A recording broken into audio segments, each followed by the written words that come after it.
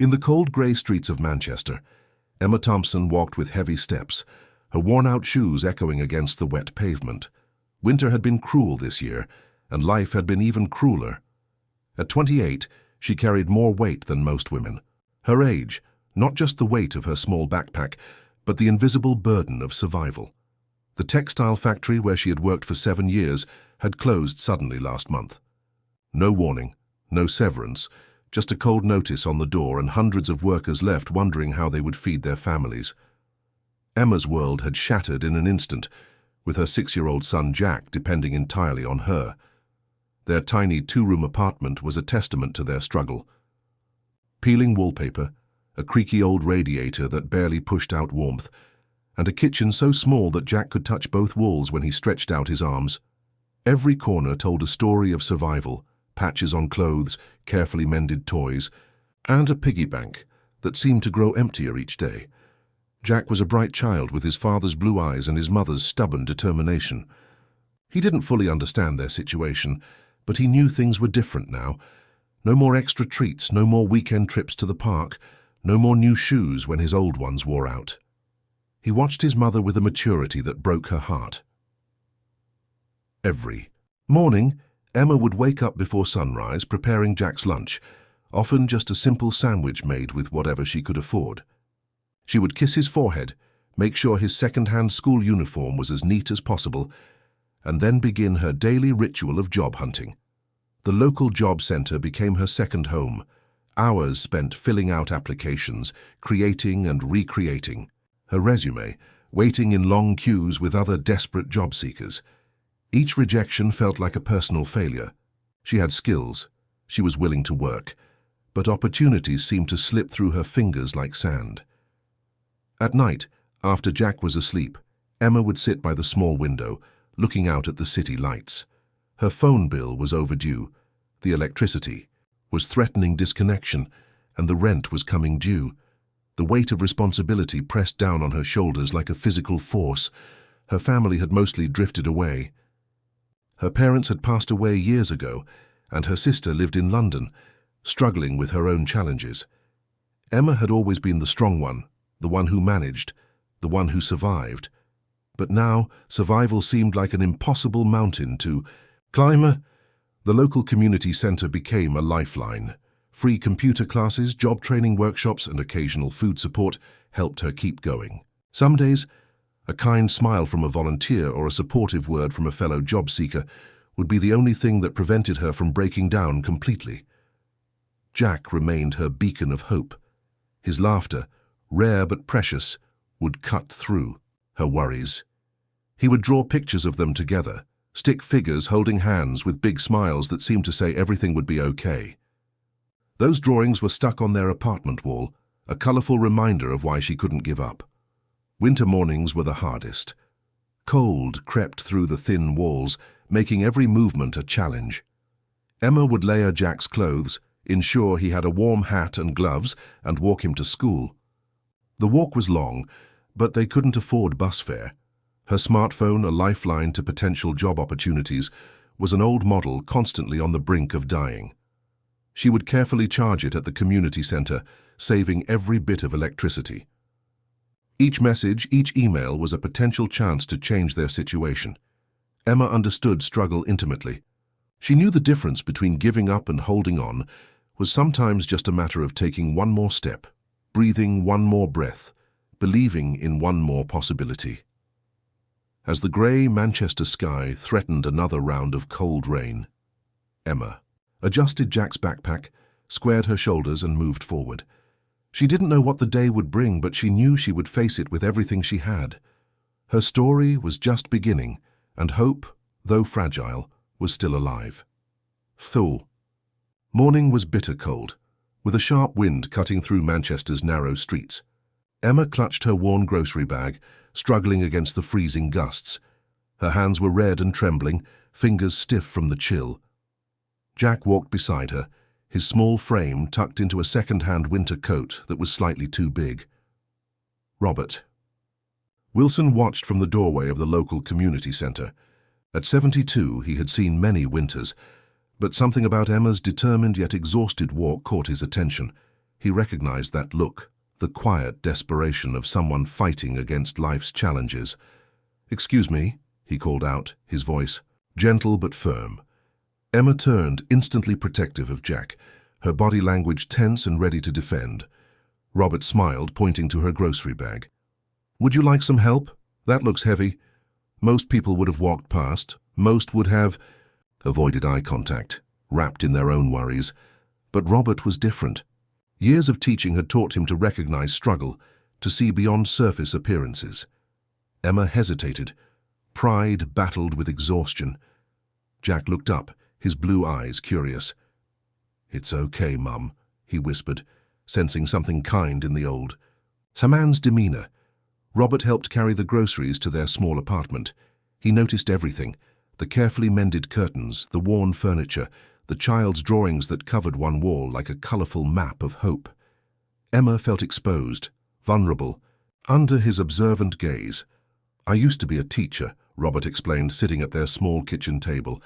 "Before retiring, I worked with job training programs at the community center." His eyes twinkled with a mixture of wisdom and kindness. Emma shared her story: the factory closure, the constant job hunting, the struggle to provide for Jack.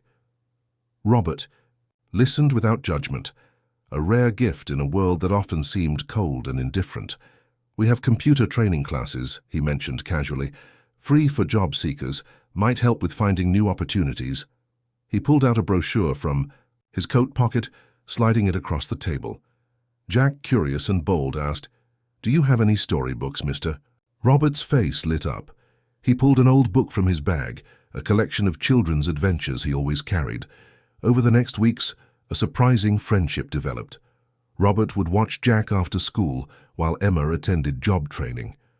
He taught the boy about history, shared stories, and helped with homework. More importantly, he gave Emma something precious: hope and time. The community center became Emma's lifeline. Computer classes improved her skills. Workshops helped rebuild her confidence. Job counselors provided guidance, and Robert was always there, a quiet support system she never expected. One afternoon, while Jack played nearby, Robert shared something personal. "My wife passed away 3 years ago," he said softly.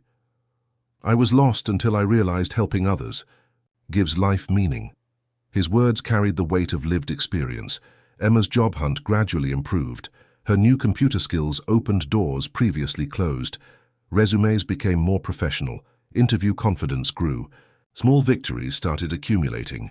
Jack blossomed under Robert's mentorship. His school performance improved. He discovered a love for reading, spending hours with books Robert recommended. The old man saw potential in the young boy, nurturing his curiosity. The community center became more than a training space. It became a symbol of unexpected kindness. People like Robert showed Emma that compassion still existed in a world that often seemed harsh and unforgiving. As winter slowly transformed into early spring, Emma realized something fundamental had changed. It wasn't just about finding a job or surviving. It was about rebuilding hope, one small act of kindness at a time.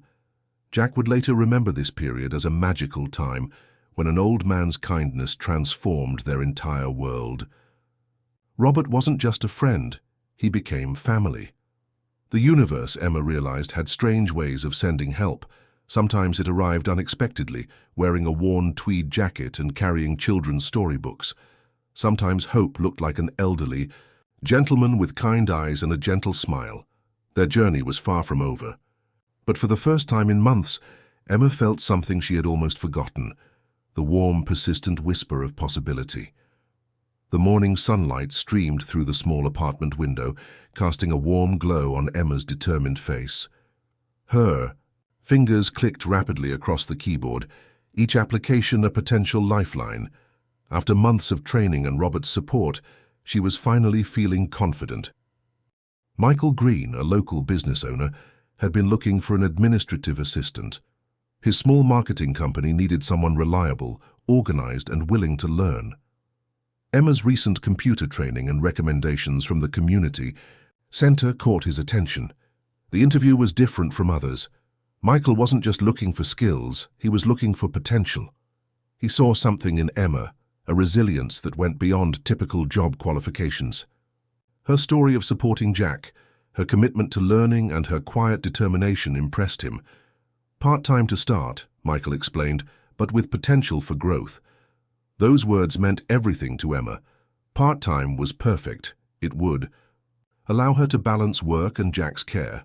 The first day was nerve-wracking. Emma wore her best second-hand blazer, carefully pressed the night before. Jack helped her choose her outfit, his small hands smoothing out imaginary wrinkles. "Oh, you'll be amazing, Mum," he said with childlike confidence. Robert's support continued. He arranged to help with Jack after school, becoming more than just a friend. He was family now. The community center's network had become Emma's unexpected, a support system. The job wasn't glamorous.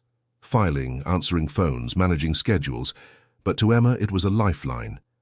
Each hour worked was a step away from desperation.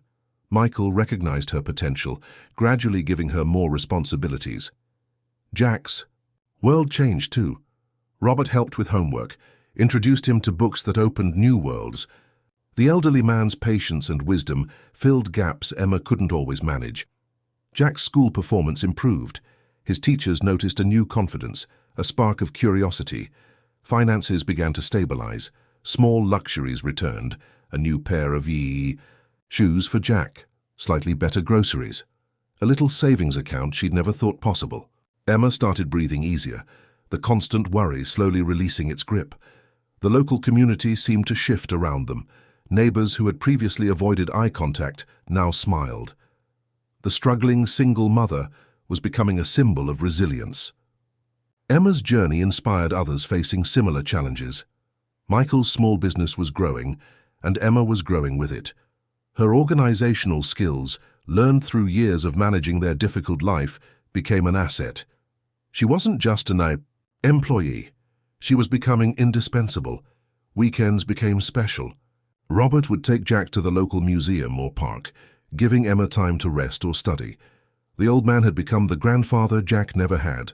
Their bond was unexpected but beautiful. One evening, sorting through papers at home, Emma realized something had changed. The fear that had been her constant companion was fading. Hope was taking its place, quiet but powerful. Jack's drawings now included new elements. A stick-figure mother working in an office, an old man reading books.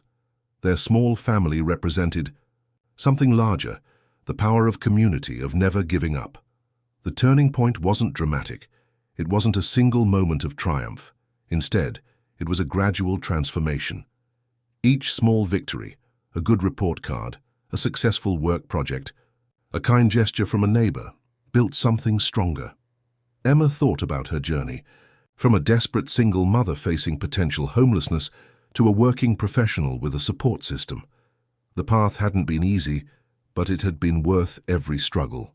Robert would often say, "Life doesn't give you what you want. Life gives you opportunities to become what you need." Emma was living proof of those words. As night fell, Emma watched Jack sleeping.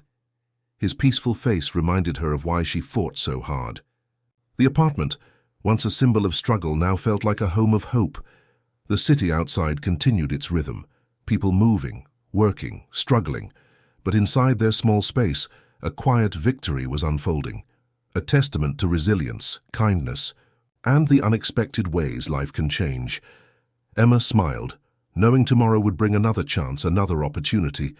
Their story was just beginning. The phone call came unexpectedly, shattering the calm of their carefully constructed life. Robert had fallen ill, a sudden heart problem that required immediate medical attention. Emma's world tilted on its axis once more, testing the strength she had so carefully built. Michael from work understood immediately.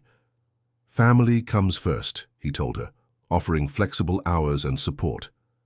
Emma realized how much her work environment had changed. No longer just a job, but a genuine support system. Jack was scared.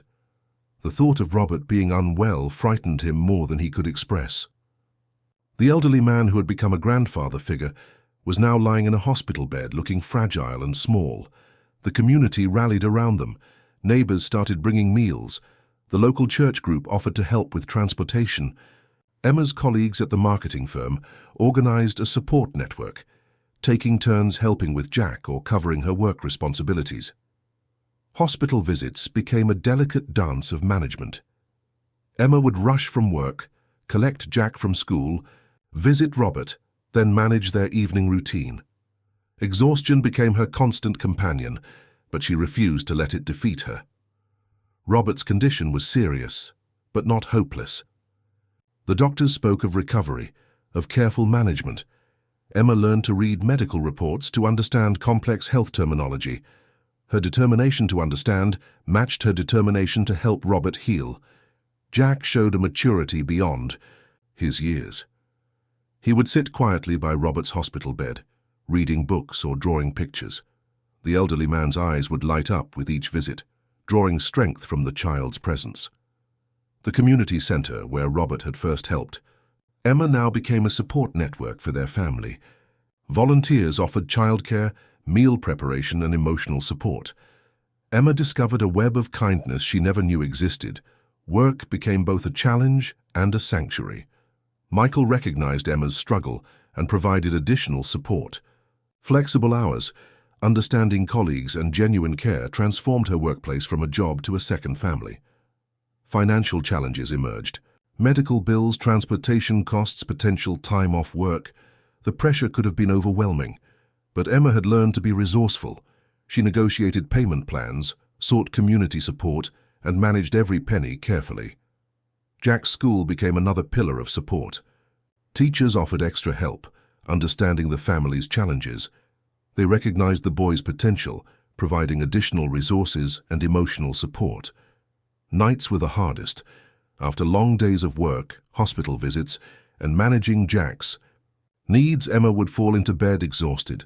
But a new strength had developed, a resilience born from years of struggle. Robert's recovery was slow but steady. He spoke of how Emma and Jack had given him a reason to fight, to get better.